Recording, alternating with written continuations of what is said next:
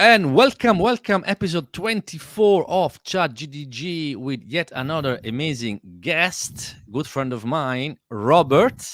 How are you, Robert? I am very, very good, Stefano. How are you, my friend? I'm doing fantastic. Thank you for asking. It's a great pleasure to have you here.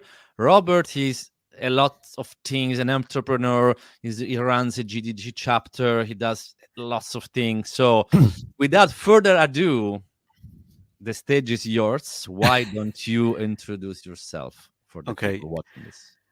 sure. So my name is Robert Lee. I run a company called REAS Group. We have some sub brands in there. So we have Workspace for Business.com and AIexperts.work.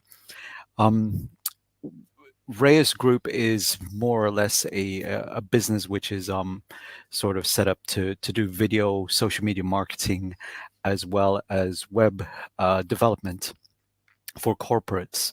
Um, we do that very well, and we do it particularly for the automotive and standards industries around the world. So we've got clients in the UK as well as overseas, and we handle some of the large, I guess, supply chain training for standards provisions for automotive um, supply chain people, basically, people who supply into the car manufacturers around the world. They will utilize the training, which is pushed through things like YouTube, as well as paid for training with some of the standards organizations that we work with. Um, we also uh, I guess probably about maybe like 4 or 5-ish years ago. I was working at the time. I didn't have Reyes kind of set up at that point, and I was working for one of the largest standards organizations. Well, actually, the national standards body in the UK, which was BSI. And I made the decision to leave, and then basically go off and set up my own gig, effectively. Um, it spiraled, and it started to turn into something bigger, and we got referrals and so on coming through.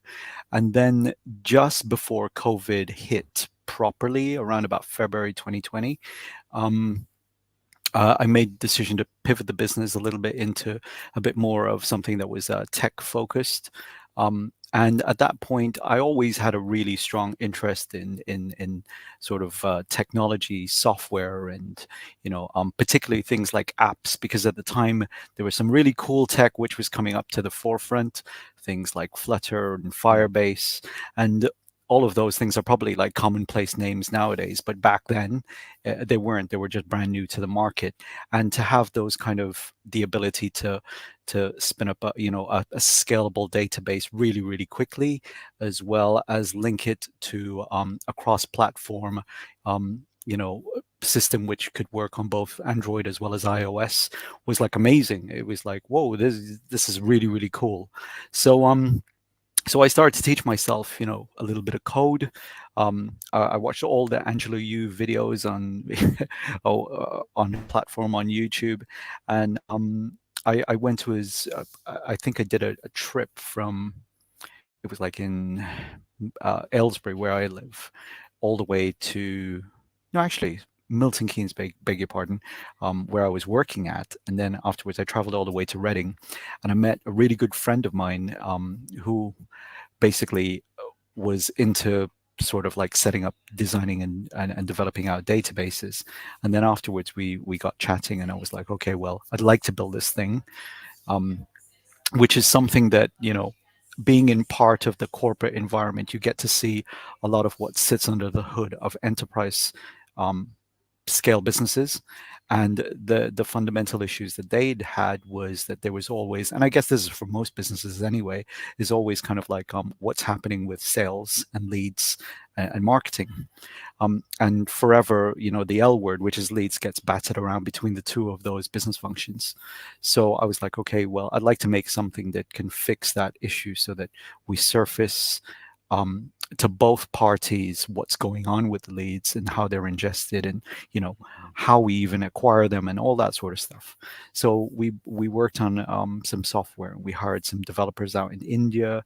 I did all sorts of crazy things basically, because I was just literally playing and experimenting with a business model effectively. And it taught me a lot, a lot, like how to make something with just a concept and build it from the ground up. Um, so yeah, and at the same time as running Google developer groups as well. And yeah, it the exposure, and actually working on the business side of things as well gave me a really good sense of like understanding of the ecosystem itself, and to kind of think that I could make something that could potentially work and be sold. So we made something over a 2-year span, and we launched, and it went really, like, the launch was amazing. We made this product and it worked really, really well, and it still does. um, but when it came to like marketing it, you need a lot of this, right? Yeah. Like, I can't even tell you, like, you can make the best, I give you this analogy: you can make the best cake in the world, the best pasta, the best whatever. If nobody knows about it, Nobody knows. Yeah. nobody going to buy it, right? So yeah, and that's one of the things. So we made something that we thought was the best and class leading tech in the world in terms of like having a cross platform app which would then work with a database, which anyone could kind of, like, any business can use to showcase their products, and then afterwards go out to socials and find users, and then afterwards figure out what those users are looking at. But yeah, we couldn't market it as well as I thought I could have. And I mean, I Mm. come from a marketing background as well, so I was like, come on, Rob. Yeah, like I could do better. But yeah, you still need a machine behind the whole thing. So yeah. And that says something, right? Even coming from you, that you know what you're talking about in terms of marketing. Is that hard? It is that hard, right? To actually break through. It is. Interesting. I would say to anyone actually thinking about going down, and usually, I mean, the kind of crowd that I'm guessing that we're probably talking to are very tech savvy, smart individuals who are capable of making something really, really cool quickly. Um, or and even then, once you've got something, you still have to sell it. You still have Yeah. to have the story written about it. You have to, first of all, figure out what verticals you want to target. And we were like, so I was like kind of naive in the same way that I'd seen other things and I made the same mistakes that I saw other people make. And that's actually not a good thing. But I've Mm. learned now that if I see something like that happen, no, I'm going to do something different. Even if it feels odd to me, I will do it differently. So, Interesting. so Mm. that mistake was that I went to try and boil the ocean, like trying to go after every single different type of customer in every vertical. Can't do it. It's impossible. You need to focus, right? Really, really focus and say, I'm going to go after this particular industry, be it healthcare, automotive, utilities, whatever that thing is, right? Cyber or whatever that market is that you want to pinpoint your product at, and then narrow it down to exactly the customer profile that you need to go target. And then once you've narrowed down the profile, go find the person who exists, who has the job, or it might be a few people who have the jobs to make the decision to go and buy that thing, and literally learn everything about them. Mm. Everything. You want to know who they are, what they eat, where they go, everything that you can find. Like, and I don't mean to go stalk them like in that Of respect, but course.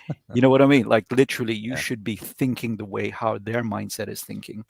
And then, and only then, once you've done that research, then afterwards, then say, okay, well, this is how I'm going to position my product to fulfill your needs.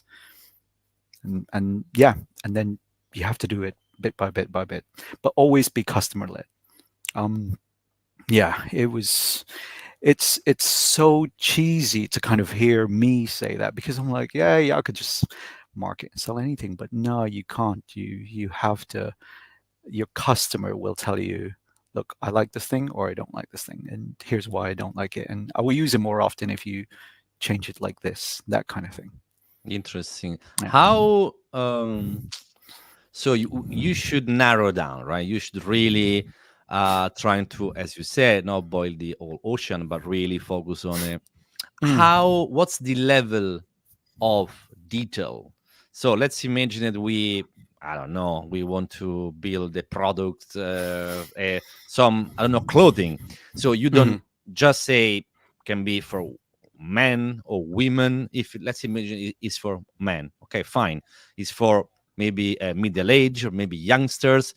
Like, how much do you need to narrow it down in terms of maybe people, youngsters, they do sports, they live in this country, like what's the level of, if that makes sense, of focus there, you I think? would say before you even go out to a market with a product, you have to set up the marketing for it already. And what I mean by that is, like, let's say, for example, you want to build some sort of an app or whatever that will market to, yeah, youngsters, or like Mm, you said, okay, let's say youngsters in the UK mm, who are interested in trainers, right? okay. So we know the product type, we know the demographic, and we know rough geography, as Mm, in it's in the entire UK. yeah. Then afterwards, okay, well, fine. Is there like a specific age bracket that we're targeting? And because it's like young people, and shoe trainers go from like size 6 up to whatever, Yep. right? If you're like from a young person going Yep. up, um, or do you like make a junior brand as well? So all those kind of things are like in the back of your head. But then if you made like a really, really junior brand, you're not going to get those like sub 13-year-old people Mm, clicking on your thing, no, of right? course. So Is so there you have, about yeah, their yeah, parents maybe? it'll be So their you parents, you, you right? need to target their parents. Yeah, Interesting. so you're going to be targeting their parents instead. So and that's the other thing as well. Once you've got an idea of what you want to make, then set up the marketing for it. So you would set up like either your YouTube channel, or you would start going out on all of like TikTok as well. And then afterwards, maybe finding out information about what people like about trainers or what they don't like. And then maybe find out, join some of these groups where people are talking about like products, and maybe it might be the worst product that they've ever had or whatever, or and join, like, see what other competition are doing as well. They're going to be your competitors, and you're going to have to displace them at some point. So you have to like literally carefully look at who's playing in that particular market, and then afterwards you're making something which will knock them out or push them away. Yeah, encourage people to buy yours instead of theirs. So you have to think of like how that's going to happen and how you're going to make that happen, and that will inform you as to what you need to do. It might be price point, it might be features, it Mm. might be just all sorts of different things, like just even the box that it comes in, it might be that. So yeah. Interesting. I mean, colors, maybe, I don't know. And yeah, there Yeah. are literally, Yeah. So because like, people are weird in a positive way, right? yeah, yeah, Something that can be perfect, but yeah. that box is yellow. I really don't. But the product inside is beautiful. Yeah, yeah. I mean, like, I've got some. We got some Macs in the office, and we buy them from time to time for Hmm. people in our team.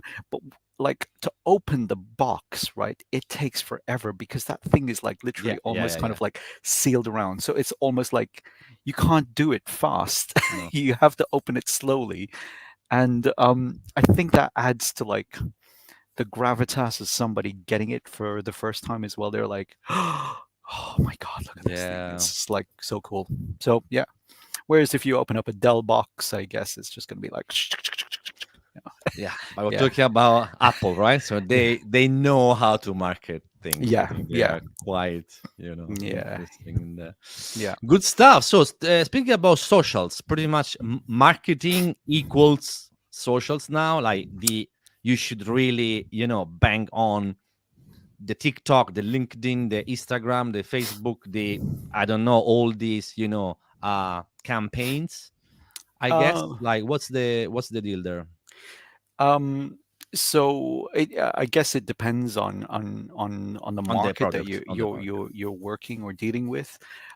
For our clients, particularly, what they care about is, and they're corporate clients, so they're like going to be very, very different from I say very different, but I mean, people are people at the end of the day. So, um, yeah, like consumers are just going to buy things very transactionally.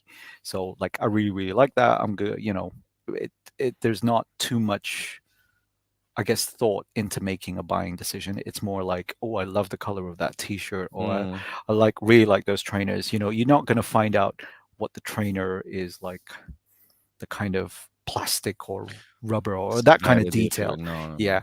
Whereas if you're a business customer, you want to know the nth degree to what that thing is doing, and obviously they're not buying trainers at the end, they're buying services. So like, what does this particular thing do, and what happens if this occurs, etc. So all of those types of things are I guess a little bit more done in depth for B2B, but for B2C, it's more like Mm. a lot more of an emotive feeling to make the transaction. So yeah, I would say you treat it differently as well, but at the same time, you still want to get people clicking on your content. So it's not even about contained in the video; it's about what's on the thumbnail. I'm telling you right now, it's like, Yeah.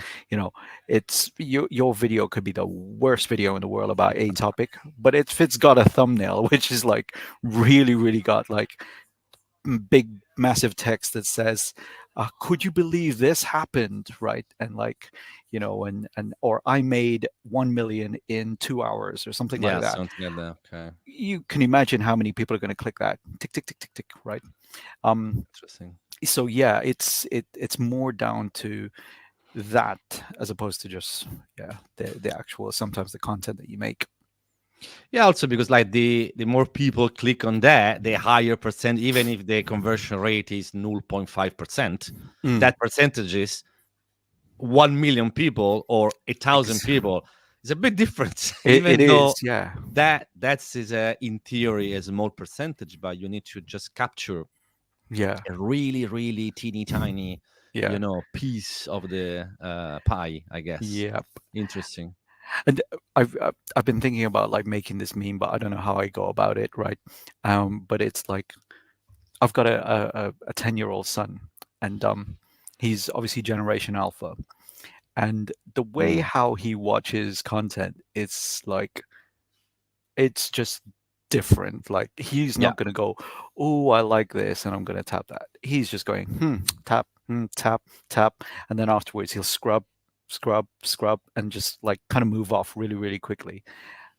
And I'm thinking, there must be people who are paying for ads right now, where Right? he's just kind of like maybe going, "Oh, that's a really cool ad," tapping it, and then afterwards people are thinking that you got really like a lot of interest in this particular product. But it's just my son, basically. He's just liking what he's seeing straight away. So yeah, Yeah.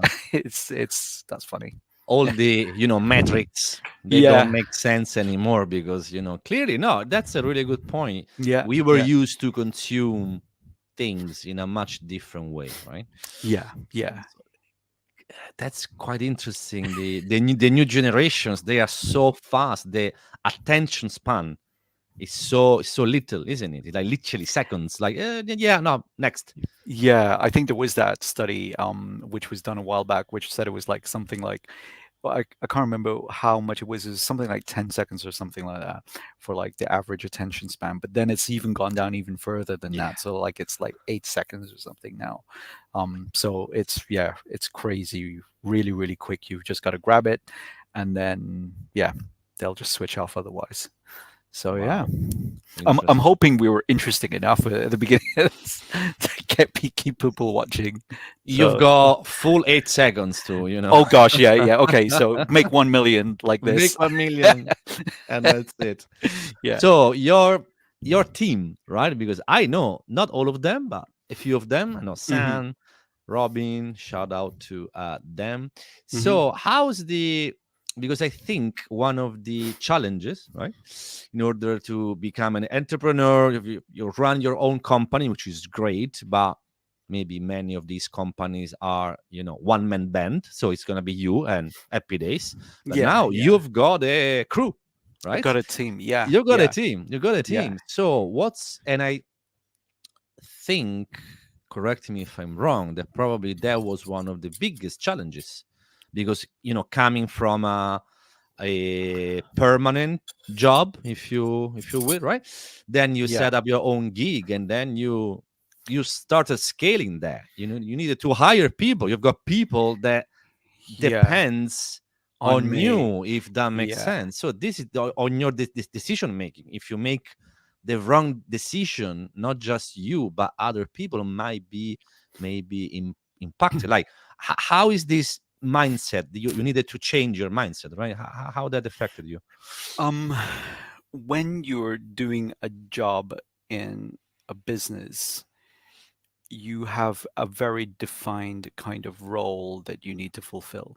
So, my job at the time was to make sure that we had video content just at that time. Obviously, I changed roles within the business, so as time um, elapsed, I was there at this organization for nearly 10 years. So I changed jobs a few different times in the company.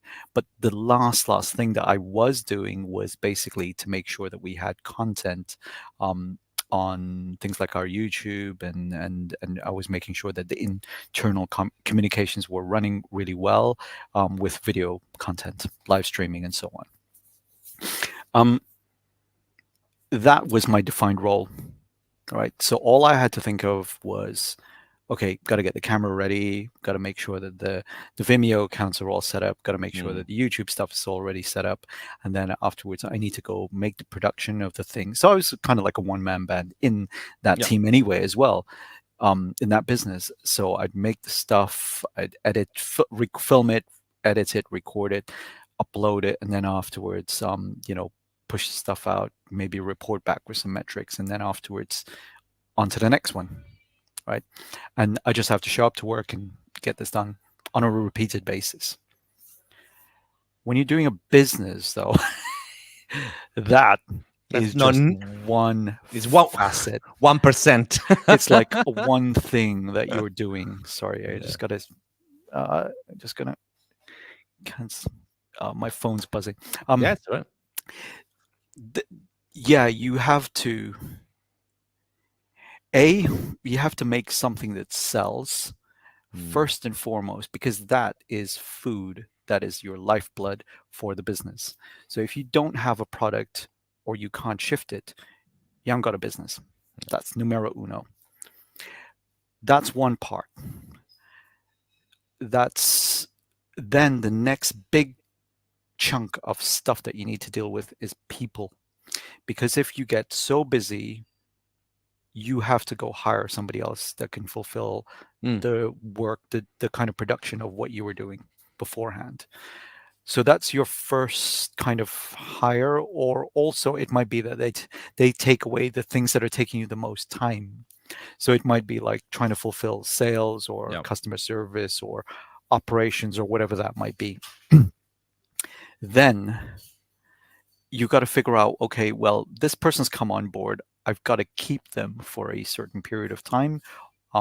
It's not going to be a forever gig, but I've got to make sure that they stick around long enough for me to make more money so that we can then go hire more people and perpetuate the cycle of, it's called growth, basically, right?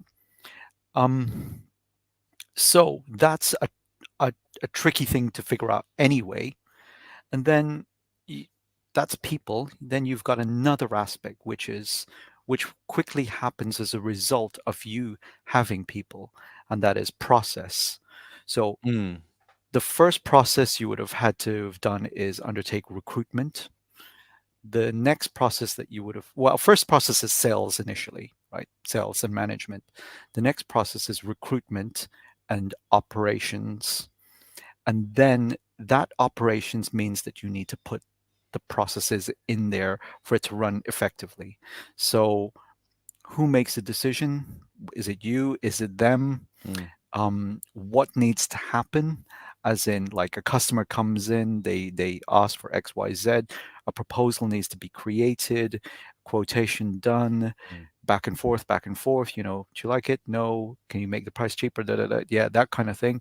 And then eventually you make the sale, and then you have to then go fulfill the thing. Okay, so this person's there like they might not be the one who's fulfilling it. So now got to go hire another person. So you hire, and then afterwards, and sometimes, and people are people. They're not you. They're Mm. somebody different from you. Yeah. So you have to start quickly being able to work with lots of different types of people who behave, think, do things very different from you. And they'll have different backgrounds, different views to yours. Some might be great, some might not be as great to you because it might be something that you're thinking of in a slightly different way than they do. Mm. So all of these things now, your mind has got to go from like being, oh, it's me doing my job now, to me doing my job, but thinking about how this other person's going to feel about it, how this other, etc. Because you got to keep them. And that process bit is tricky because if it's not done properly and consistently, then you will find that people will go, oh, but he didn't do this that time. He's done it this way, a different way. And then the other person who might be in the office would be like, oh, but that's how we would normally do it, or that's how we should normally do it. And then you're going to quickly run into issues if there's a consistency gap between what you want to have happen versus um, and that's got to be like a set way of doing things regularly. So that was a painful experience for us to go through. I'm not going to lie, we screwed it up like many, many, many times. And we Of course. still to kind of do sometimes, but we're getting better at it. The final piece to this whole thing, so we've got revenue, sales and revenue, number one, people, number two, process, number three, and then the fourth one is tech, right? Mm. These are the hammers, the nails, the things. I made probably one of the best decisions earlier on in the business to use Google Workspace. Mm. And it's ChatGDG and whatever, but Google are not paying me to say this, right? Honestly, it was awesome. At the time that we put it in, it was not as cool as it is right now. It was a cheaper solution, I think. And I'm not sure if it's still cheaper than 365 or whatever, but Mm-hmm. the pace, the rapid pace of change of things which I've seen implemented over the time, which have helped the process flow in our business, has been incredible. I give you an example of that. Mm. So things like document control. Yeah. I make a document that says I'm proposing this to a client, Talking about like not a like Google not Doc.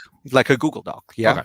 So first of all, that document, if it needs to be shared out with somebody, needs to have some sort of label to say that it can be shared. Otherwise, I could have stuff in there that I don't want to share with the client. So labeling's really, really super awesome. Right. And we've built rules around the way how that works within our business now. So you can say something's confidential or for management eyes only, and confidential means that it doesn't mean that it can't be shared. It just means it needs to be shared with the person it's meant to be shared with. That's all. Mm-mm-mm. Right. And then you've got like internal only or all those Mm. kind of things. Yeah. Now, somebody has a call with the client, and then afterwards they say, okay, well, I agree to this thing. Who makes the final decision to say push that out? Because we could be kind of like giving away the entire house and saying, do you want to buy the house for £1 Mm. or something like that? Yeah, in terms of work that we're doing for them. And there needs to be an approval chain as to whether that gets checked or picked up.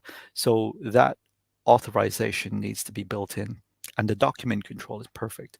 So no longer did we have like proposal, let's say proposal for ChatGDG v1.0, Mm. and then afterwards I used to put things like Rob edit and Yeah, yeah. like like Underscore, yeah, underscore final. yeah, yeah, and then final yeah, Yes. yeah. So stuff like that doesn't happen anymore because we have the approval chain. So if I see like an error in it and it gets to me, I just reject it. It goes back. Mm-mm. I say why it needs to be fixed or how it needs to be tweaked. I don't need to go tweak it.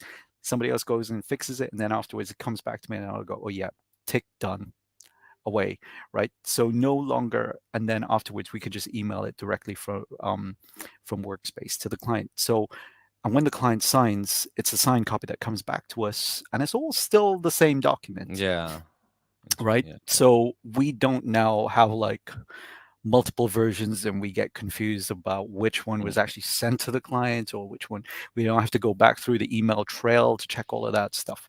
That. So these things, the tech has enabled us to make our processes more effective and efficient for our customers, which in turn makes our people happy because they don't have to do 50 different searches to go find a doc. Yeah, Right. that's a really good point. Two specific questions about this workspace. So, question number one: when we talk about workspace, clearly is a plethora of tools, doc Plenty. and sheet and slides and this and that. So, w- if which is, if any, the single one of among these tools that you use more often? One question. Number two is, as you correctly said, Google Workspace been around for a little while. Clearly, throughout the existence, many updates have been made.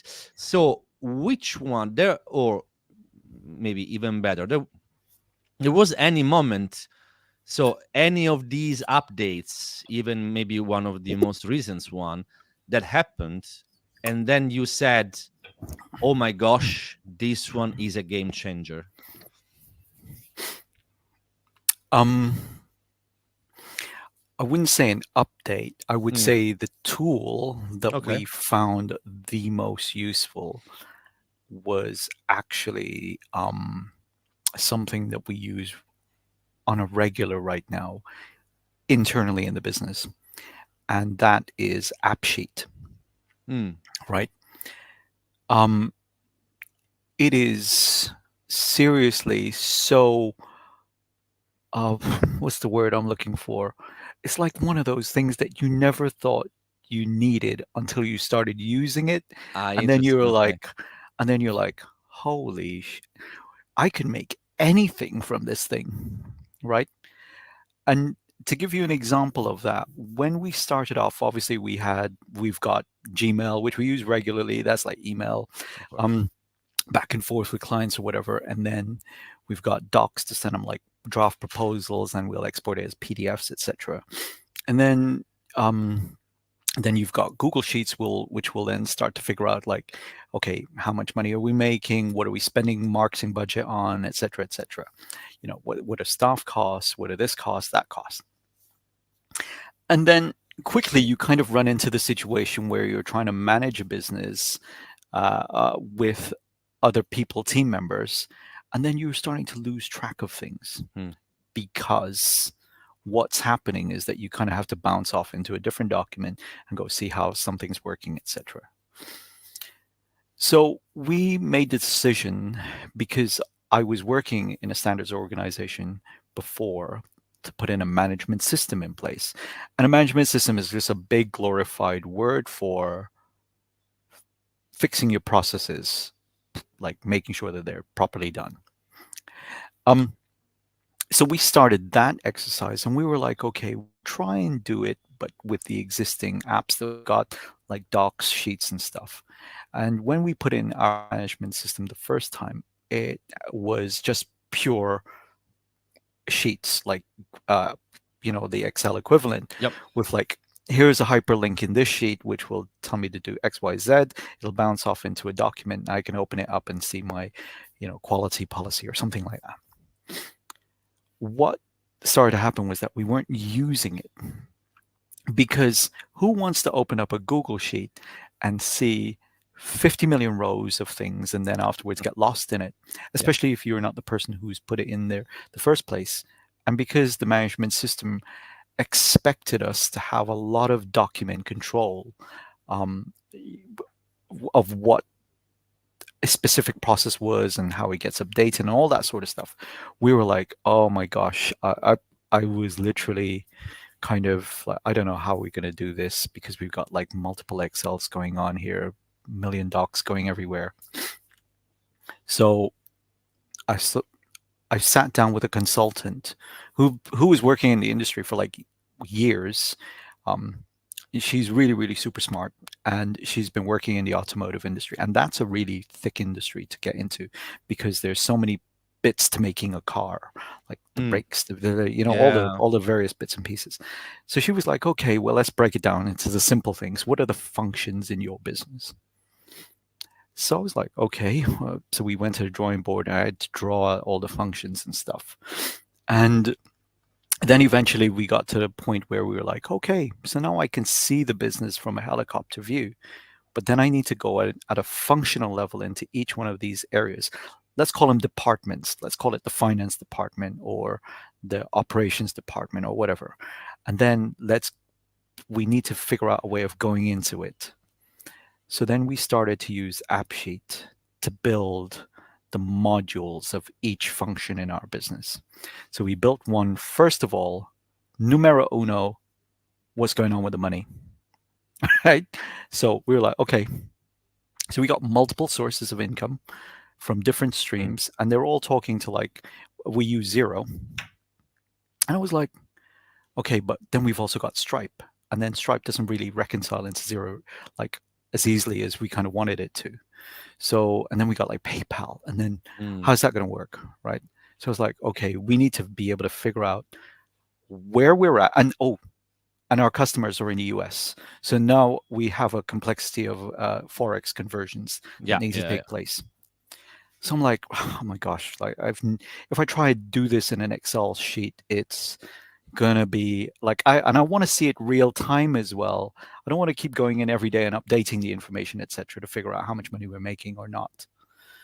Um, so yeah, we took an exercise to undertake that, and it was tricky to build, but then we made our first, like, we called it a sales CRM, but it's not really a Mm. CRM. It's like a sales and revenue budgeting tool, Is it? effectively. Yeah. And it basically showed us where all the different sources of income were coming in from, Forex, calculated everything, and we had it just in our that. Phone. Okay. Yeah. And that was the first time I was like, okay, if it can handle all of those different apps and everything else, because we built Zapier integrations to talk to each one of those from API calls. And we're like, okay, well, if it can do that, then it can pretty much do any other part of this business right now. Okay, so let's throw it next at leads. Because we got this issue where we don't know, like if I send an email out, I don't know what somebody else has sent out. And I don't know how much we've quoted to somebody. And we Mm. tried different systems. We tried Salesforce, expensive, ridiculously expensive. We tried HubSpot, lovely, but confusing as hell because it gave us like 50 million different options to go tweak and work out. And I'm like, Yeah. Too much. Mm. yeah, too much at once, right? Like, um, it's always like, okay, what do we need to do?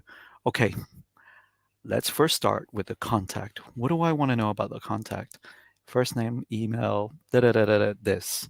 Okay. Second thing, what do I want to know? Okay. Well, how did I speak to the client, that contact?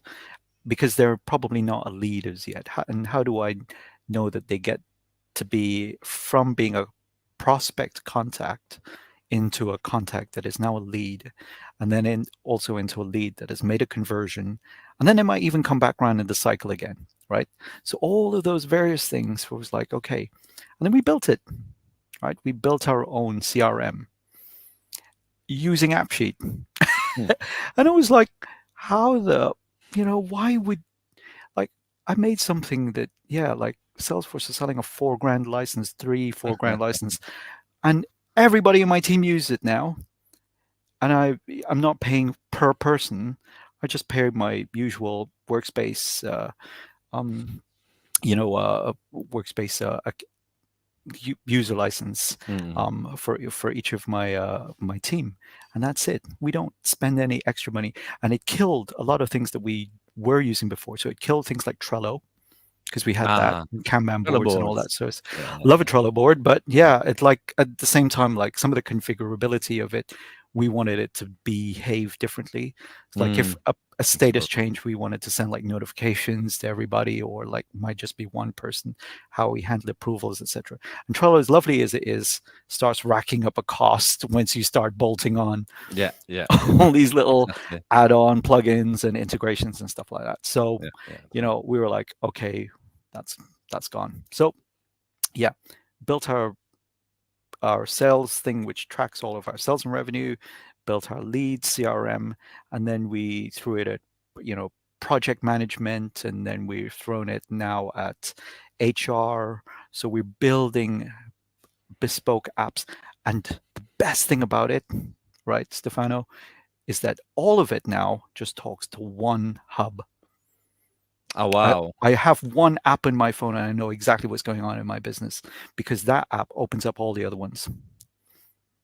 That sounds convenient, if you ask me. Mate, yeah, like it's no brainer time now. Like I'm like, bloody hell, yeah. I wish other people knew that they could do this, and hopefully this conversation gets out enough to other people to say, well, look, you're paying a lot for systems which A, can't even integrate with each other, and Mm. B, are really, really expensive. They got a learning curve and stuff like that. But B, they're really expensive. And did I mention they're really expensive? Yeah. Um, and you could just get rid of all of it. Yeah.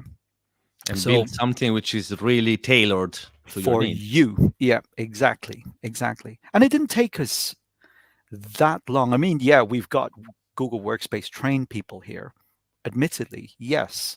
But there's a lot of things that we saw which were templated and stuff like that, which you could start working on from straight away. So yeah, we did all of that, and it took us, I would say, probably in the space of about maybe 6-7 months. We Hmm. now have a management system that helps me and the entire team manage our business.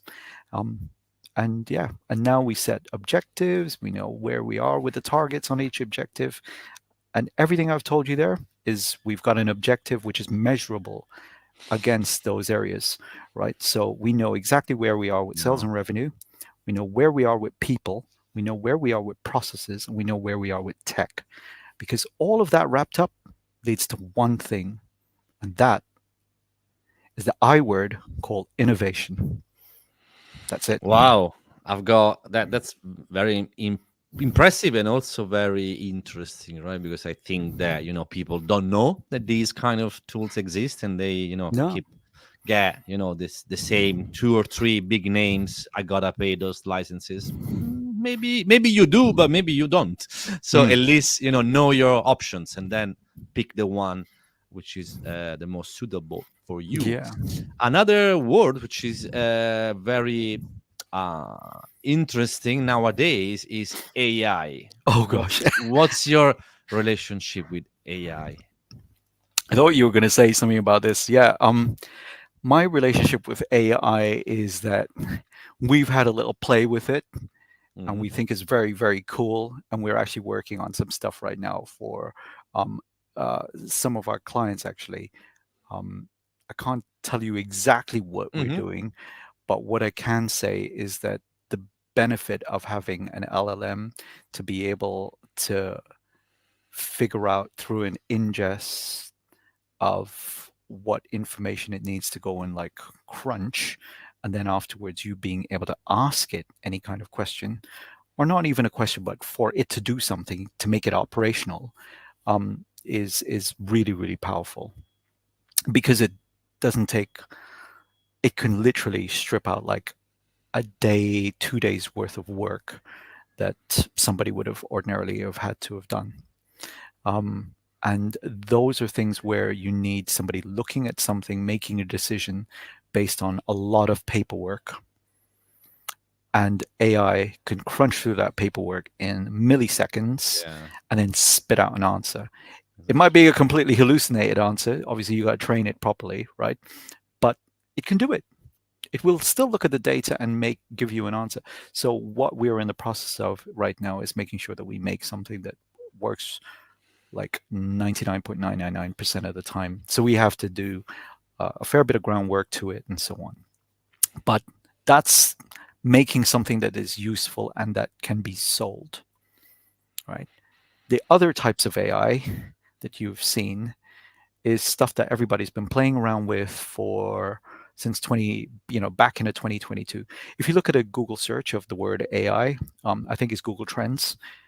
You watched like the word AI up until December 2022, and then it went like this. The skyrocket. Yeah. Yeah, yeah. So we're not talking like a long period of time. Literally, it's been a year and a little bit, really, um, for something to have reached and be almost as ubiquitous on the planet as what it took Facebook like years and years to achieve. So everybody now talks about AI, and they've all got various different ideas about it. Some Mm. people think it's like the Chat GPT, or or Gemini, or whatever else. But those things are like very easy to use and consumer relatable. Like you just type in a thing and it'll spit back out some answers to you. But businesses need something very different. They need to take data in which is private to that customer, and then do something with it, and then back and give it back to that customer at scale. And that you can't do it with an open system. So you couldn't put the stuff into ChatGPT or Gemini or whatever Yeah. and say, Yeah. Yeah. Yeah. because that is that customer's private data. You can't do that. Yeah. Yeah. So that privacy issue is a very, very big thing, which means that you have to build closed systems which still have like a backdoor to general understanding, but stuff that you put in can never seep out. So you have to make them very, very intelligent, Secure, I guess. Yeah, secure. Yeah. intelligent, Yeah. secure. Yeah, that's the challenge, I guess. Yeah. We'll see. I'm really curious, where are we? And even in 2 years' time, not even in 10, in 2 years, I'm really curious. Like, I don't know, where are we going, and what? No, because it's exciting, right? The level of, the speed in which these things is gets better and better, and new things, like Yeah. almost on a daily basis. You're like, whoa, Yeah. If what's going on? if you literally switch off your internet for like a week or two and you Mm, come back to it, the whole AI landscape has changed again, a right? different planet. Yeah, different stuff. All, like I remember one time somebody was, I went to do a talk, I think it was like about a couple of months ago or something like that. Somebody came up to me like with an announcement that was made earlier that week, which I didn't know anything about. And they were like, "Oh, what do you think about da da da?" And I was like, I have it no was some idea. kind I was like, "Oh, what are you on about? I don't know anything about it." And they were like, "Oh, well, it's this new thing." And I was like, "Yeah, well, it's like, Whatever. I don't know. yeah, whatever." I think In- my talk was on how AI is going to change like the world of work and stuff as well. Um, so yeah, that was an interesting one, because yeah, I do think it, it is going to displace people. There's no two ways about that, right? It will displace the current job function that they fulfill.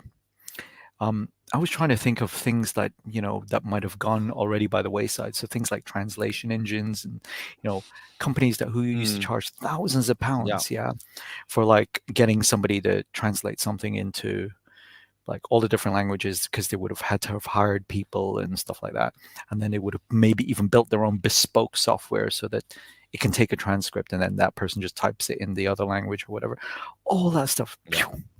Yeah. overnight. Yeah. Yeah. Yeah, Yeah. That's crazy. Yeah. But also, So it will open new opportunities too, right?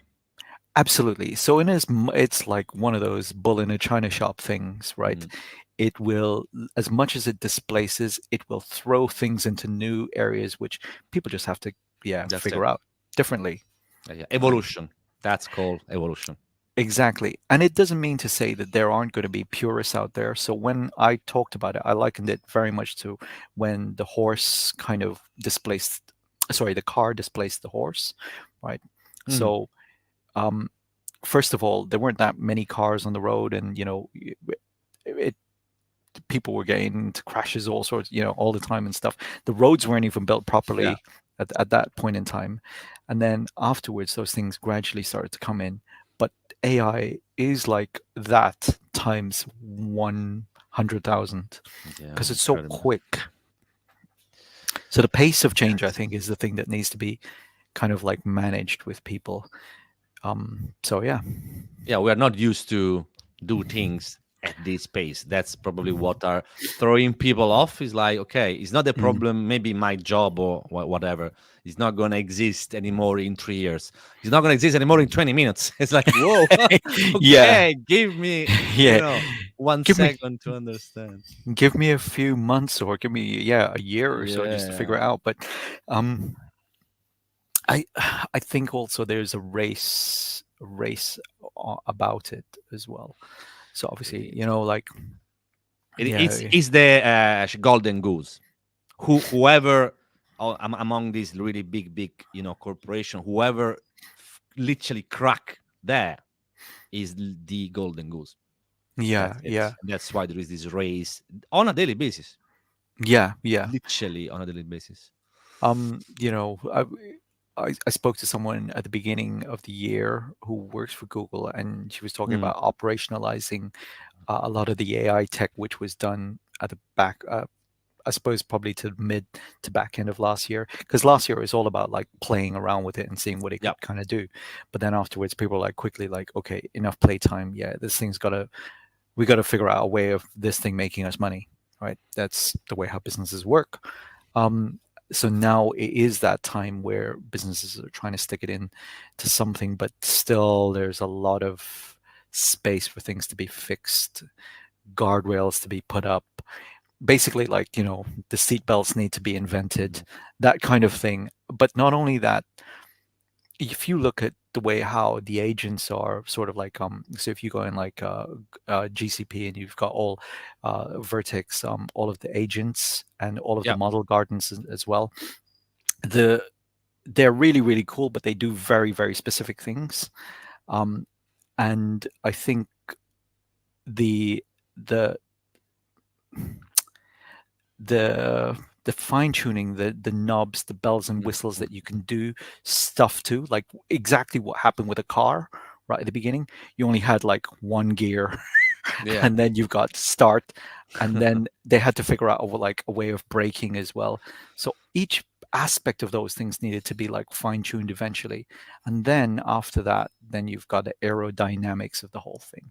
So if you liken that to like the gear and the steering wheel and that stuff, they're very rudimentary at the minute right now. They're not. So there's a lot of gray space for a lot of companies to kind of go in and go, okay, let's make a bolt on that will, make this thing look very, very UI friendly, that people can go tweak and, make it look really cool. Because you want to have that level of configurability with whatever you're using. People just like it. People like those buttons to press. yeah. Yeah. That's it. Yeah, that's it. Yeah. That makes sense. We are almost there, like 53 minutes in, which is insane because time flies. I Yeah. really want to like to spend the last 5 minutes or so. So what's up with the Milton Keynes community? What's going Right. on in Milton Keynes? Well, we're going to find out because we haven't done a lot this year. Hmm. But the community is there. I've been speaking to a lot of people at a bunch of different events, and there is a lot of appetite. At the last DevFest that we had, I think we had about 80-ish or something like that show up for it. And that was Wow. good, but it was pre one of the really like the biggest employers in the area coming in. So Santander obviously have Ah, okay. relocated their Wow. HQ here, so they've kind of got all of their people here, and they're backwards and forwards all the time with Spain and the rest of Europe Mm. and wherever else. So this is now created kind of like a lot more density of people who are interested in tech. And it's a good thing, really, really good thing. It also means, as well as that, like a lot of the other universities as well are um, having more and more people coming through the ranks, trying to find out more about all the various flavors of tech, whether it's Microsoft stuff or Google stuff or somebody else's. Um, so, which is really, good in a way. And I think so. We've got our watch party, which is taking place next week. Hmm. And even my team are flying out from Guyana in South America, Oh, coming wow. over, and we've got our people as well in Ukraine coming over as well. So we're going to have like a nice big watch party where all of our team are just trying to find out some of the latest stuff that are coming out from back at the ranch. That's pretty good, right? Yeah, Yeah, to try to kill two birds with one stone, just to yeah, upskill yourself because it's a very interesting event, but yeah, also this kind of team building yeah, situation going on, which is yeah. really really important for Yeah, business.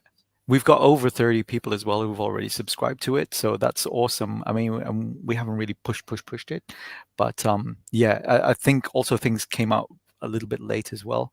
So Yeah, now, true. yeah, so I think where we're at with it right now is that obviously once the announcements happen and new things are launched, then there's going to be a lot more interest in what Mm, those new things are, and I think yeah. we've got a series of events back to back every Tuesday taking place at where our new office is here. Which I still have to see. I saw the previous one. I Yeah, was yeah, there, yeah, because you kindly invited me over. But I yeah, still have to. Yes, okay, that's a little note for myself. yeah, Yeah, man, go definitely, to definitely. Milton Keynes and check out the new office. It is literally you come out of the train station just Mhm. over the road. That's it. You can't miss it. It is that easy. That easy. No That easy. excuse. Yeah, there's no taxis, nothing you need to No get. taxis are there. Yeah, Okay, you're just nice. there. And yeah, I'm just looking forward to it really.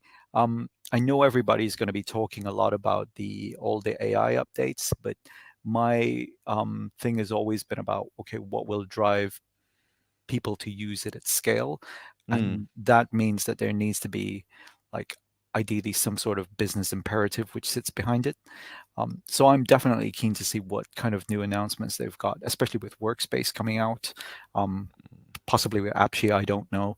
But yeah, we can all kind of like guess these things, but we won't know until we should wait. until Yeah, the we should wait. 14th next week. Wait and see. And yeah, I mean, I know that you've got a really a community over there which is really vibrant because Milton Keynes has been one of these tech hubs right Yeah, immediately outside London. It's really really close it to is. London, right? So It really is growing at scale because you've got logistics. You've got these little things that take food around the place and whatnot. Then you've got it's a 5G test bed as well. So you've got mm, all these various new iterations of 5G coming out, 6G or I don't know whatever G's.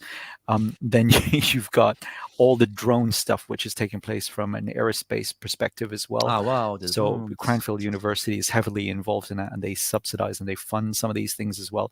So you've got banking, logistics, um, aerospace, and then obviously you've got like there's car places around here as well. So you've got Red Bull, you've Yeah. got Mercedes Benz, have got a HQ somewhere around here as well. So a lot of big businesses that have people in tech. They're not techie businesses per se, but they have got lots of people who use tech in those businesses. Yeah, and So really interested in tech, like what's going on, what's new, how can I leverage this new shiny tool yeah, in yeah, order to get some benefit. Yeah, it's yeah, pretty interesting. Yeah.